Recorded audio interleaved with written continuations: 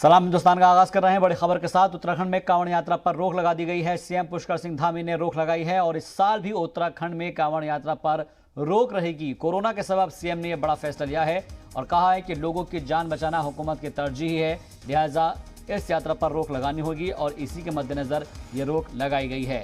तो उत्तराखंड से इस वक्त की बड़ी खबर, जहां पर कांवड़ यात्रा पर फिलहाल रोक लगा दी गई है।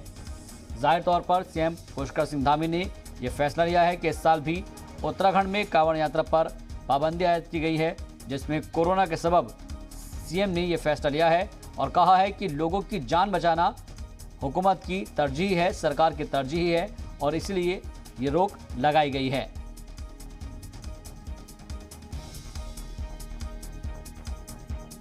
अधिकारियों से भी बात की और पड़ोसी राज्यों के अधिकारियों की भी आपस में वार्ता हुई।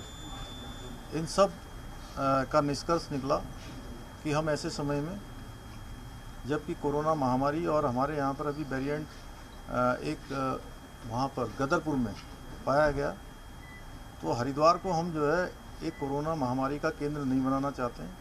लोगों का जीवन हमारे लिए प्राथमिकता है, हम उससे बिल्कुल भी खिलवाड़ नहीं कर सकते, उसमें हम कोई कोताही नहीं बरतेंगे। इसलिए हमने यात्रा स्थगित करने का फैसला किया। हमारी सरकार ने निर्णय लिया है कि हम यात्रा नहीं करेंगे।